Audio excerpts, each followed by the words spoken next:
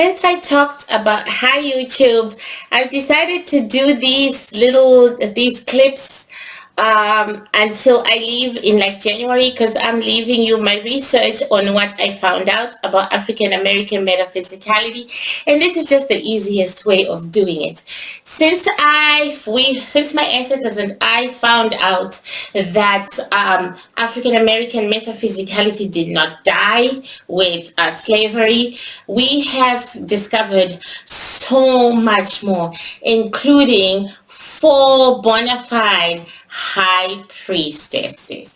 And it has been an amazing journey, a scary journey, and I'm going to keep dropping videos like this about African American metaphysicality, so that by January, when I leave for South Africa, you will have some information of what my ancestors and I found out. Then when I come back, then when I go to South Africa, I will share Bantu metaphysicality in its raw form.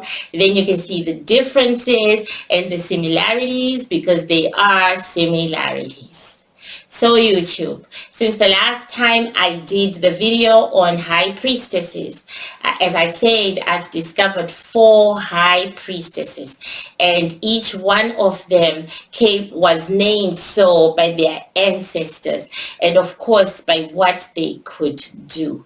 There was this particular ancestor who brought me to my knees, and I know that I don't want to say her name because she's a client and I'm about confidentiality, but if she wants to talk about herself in the comments after I finish talking about her answer, after this, I am, she can happily identify herself. Anyway, this was a beautiful energy to begin with. It was a beautiful soul that walked into the plate, a strong soul. Beautiful soul. And then her ancestors were standing there, and one of them I had the most beautiful conversation with. It was a very spiritual conversation. She said she was from the Senegal. She was one of the first slaves to come she was a slave. She was taken from the Senegal and came to the United States and as a slave. And when she came, she said she was very dark skinned, and the dark skin used to fascinate her slave master. So her slave master used to rape her and brutalize her, beat the living daylights out of her. She had children. I don't remember how many children she said she had. She had children by him, and she had to feed those children while he wasn't home. Like, she would sneak food and what have you. She fell in love with a fellow slave, but she never got to be with him because the slave master, owned her. And all her children were sold before they were 5 or when they turned 5. He sold them because I guess he didn't want to see his own offspring. I don't know. Anyway, he eventually beat her to death. She was like 36 years old, and she died of her internal bleeding and her wounds. She said many times metaphysical science used to save her, but in this instance there was no saving her, and she died. Now, she gave me the greatest background ever of African American metaphysicality, and then she also did explain that slavery was meant to be, that the God she prayed to, whom she said, you call him a demon or her, I'm not sure anymore, you call him or her a demon, right? But we prayed to that God, and that God told us that this shall happen. Slavery will happen. There will come people who will take you to a new land. When you get to that new land, you are going to suffer. You're going to suffer inhumane things. But your progeny, those that you give birth to, will have a much better life than those who stay in Africa. So you've got to do this. So basically, when they were snatched and they were taken on the boat, they were aware of this business. They were aware that it was going to happen. They were prepared for it because they felt it was the will of their God. And so she asked me, now aren't you, the Africans, now coming to us? And don't our progeny have a better standard of living than you do? And I said, yes, they do. And yes, we are coming here. instead of you going there. So she said, so was our God wrong? Of course, their God wasn't wrong, but they suffered a lot of inhumanity. So she said, the thing that people don't understand about slavery is that we were not just like docked and then we were all just sold far away from each other. No, we were docked in a certain state. Then we were sold around the surrounding plantations. So we never lost sight of each other. We were in the surrounding plantations, and not every night, but the night when they had to pray to their God, they would meet in the middle of the night, 12 midnight or whatever, in the forest, and she, as the high priestess, would lead the prayers to their God, and their God, I guess, would remind them once again that they were meant to go through slavery. They were meant to suffer so that those who come before them would not. But she said, this is where we would pray, and this is where we would do our rituals. She shared the rituals with her progeny. I'm not going to share them with you because that is her business. She says this is where, so our rituals and our religions never died. Okay, they were passed on from generation to generation, and they are still alive and kicking. Then she said, those in Africa have actually lost their religion. The purity of our religions are found among African Americans, among our own progeny, because of what we taught them and what they know. The Africans themselves have lost the purity of our religions. They now pray to statues and wooden sticks, like, the statue sticks that you call goddesses or whatever. She said they've lost it. There's nothing to be gained in West Africa where our religion is concerned. It's all here with the slaves or former slaves. Right?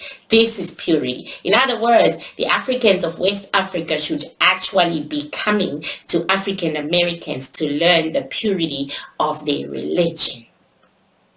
Okay, so that was interesting. So that made us realize that the two African Americans that I went into battle with and who talked to my ancestors and who said Africans think that we've lost our religion, but we have not. One particular African American, I asked him, who taught you how to do these things? And he said, my mother. So his mother passed on the religion to him. So we, the Bantu, we see these religions as demonic. But obviously, they're not seen like that, right? She said, this ancestor said, we, the Bantu, were children of light. And which made her a child of the dark. And she said, we never knew. We heard about children of light, but we never came across them. She said that was the first she'd come across. We never came across them. So, of course, we've always known that we're children of light. Thank you very much. But this particular African American who had attacked me and we were talking said that his mother taught him, and he was young. Okay, he was young. So his mother is young too, but she knew the ways of the old people because she passed it on to her son, who became a grade A++ harvester. Okay. So let us go to the other three high priestesses. Each one was very different. So we concluded, my ancestors and I, that each village or each tribe in West Africa had its own god, right? And they did different things. They had different things. But one thing that seems to be running through is that though in the religions of the dark, the women had more religious power. They were the high priestesses, and the men, they were beneath the women. that just seems to bleed through. She also said, the one from Senegal, she also said, it's not that high priestesses disappeared, it's that they killed us all. When they came to the United States, they decided that women shouldn't have any power. Why should women have power? So the male slaves, they killed the high priestesses. So they died. So their knowledge died with them. And then the men took over and became the high priest and started running shit. So what did we learn from this? We learned that first, there are different gods, okay? There are different gods, and for the high priestess to actually serve the right God, she has to know the origins of her tribe. She has to, but in the metaphysical, you can find your tribe. I found my tribe metaphysically, and then I got the physical evidence, of course. But in your case, you may not get the physical evidence, but you still find your tribe. And when you find your tribe metaphysically, you find your gods to whom you were born to serve. So what is the role of a high priestess? I think the ancestor from Senegal, yet again, she explained it. She said, everybody is running around with a demon.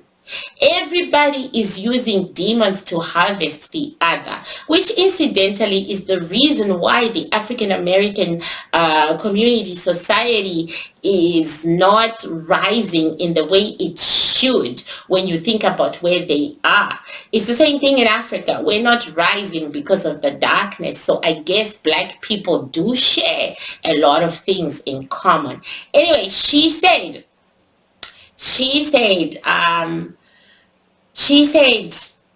a long time ago, nobody was just allowed to invoke a demon and bring a demon out from the earth. It was the duty of a high priestess, and the high priestess would only call out those demons in order to help them fight something, and then she would return them to the earth. She also taught her progeny how to do that. I will not share that information, but she will return them to where they came from. She gave an example of the heavenly energies of the children of light. She said, don't you call them when you need them? And I said, yes. And she said, then after they are done with their job, don't they leave? And I said, yes, they leave. And she said, that's exactly how demons are supposed to work, and that's how they were supposed to work. But now every Tom, Dick, Harriet, Susan, and Jane, it has got demons and is carrying demons and is throwing demons at another person, and they are feeling powerful and they are feeling strong, and it has brought disorder, death, darkness, and chaos to the religion. So it was also the job, and it is the job of the high priestess to police her people. Any little motherfucker who has got a demon, it's her job to remove that demon from that person and to return it to the ground, whereby I say, damn it, there should be more high priestesses because demons are everywhere, making my life hard. And she said, yes, that's the job. The job is to keep the order. So if people are going around buying demons, getting demons, being initiated by demons, it is the job of the high priestess to remove those demons and send them back to the earth where they belong. And of course, the breakdown of the system has made the religion of the dark, which wasn't dark to begin with, so dark, because everybody is running around with a demon, and that's that made me sad, because I'm fighting demons all day, every day. And to know that there are African American women out there who have the metaphysical power to control these demons, to return them to their realm, and to keep them in their realm, to remove them from people who have no business handling demons and, putting them back to the ground. It made me so sad. So once again, I really, really hope even with this little bit of knowledge that I'm sharing with you. So what would be my suggestion? My suggestion is that you discover who you are as a woman. This isn't a video for men because none of you all are high priests, none of you all. So you are actually the perpetrators of evil, making life terrible and disgustingly hard for everybody else. I mean, I vowed that I was never going to date an African American again for as long as I live because of the demon factor, right? So you need, and you are already in the metaphysical. You were brought here because you have it in you. You have the power. Now it is time to discover yourself. Time to discover who you are and what you can do. Because you know that will lead you to who you serve.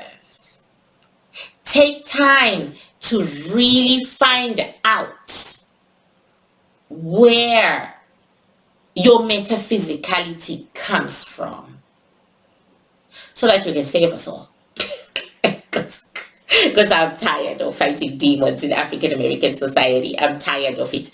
So that you can save us all. Okay, because demons are on the earth. They are running rampant, being gods, being lords, when they should be underground. When I say demons, I'm talking about Obatala and the ghetto gang. That ghetto gang. Okay, I'm talking about Aliyah. Yes, Aliyah. I'm talking about Aliyah and her boys, whom I see once in a while just sauntering around, looking dark. Looking dark. I'm talking about Ra and his team of pharaohs. I'm talking about the other. Alea told me last night that they are 10 major demons with the most power. 10. 6 with a male energy and 4 with a female energy. I only know 3. I don't need to know anymore. Okay, they can all just fucking stay where they are. But those 10 major demons have followers in African American society, because all African Americans have ancestors that were taken from West Africa. So those 10 demons are out there doing some fuckery. Okay? Alrighty? And their high priestesses who are to stop them from doing that fuckery are missing in action. So there you go. I've given you a job description. I've given you what I think you need to do to get to your power. You need to know yourself first. You need to know what kind of power you have. You need to know that in itself will lead you to the God you serve. Okay. On a note, thank you all so much for donating to my ancestors' bull. The last time I checked the GoFundMe, it was at $193. So thank you so much. I still have 59,000 to work for, but I was never ever going to pick up that 193 from the streets. And I thank you with everything, and my ancestors thank you for honoring us with everything. And I never thought I would get any kind of help, because I'm so used to struggling and going through things by myself. And to know that you took your time to give my ancestors this money for their bull, it brings me so much gratitude and so much heartfelt joy. I want to thank you so much. The GoFundMe is going to be up until December, and whatever we get, we are very humbled by your generosity and your kindness and your love. This is why I say, in darkness there is light, and in lightness there is darkness. It is true. So the light, 1%, 0.5% from the dark and 0.5% from the light. Okay, it has honored us with $193. And I thank you so much, so much, so much. Okay, till next time when I make another report, because I would like to give you as much information about your own metaphysicality as possible, so that you are empowered, so that when you get in the veil, you know your business. Thank you. Much love.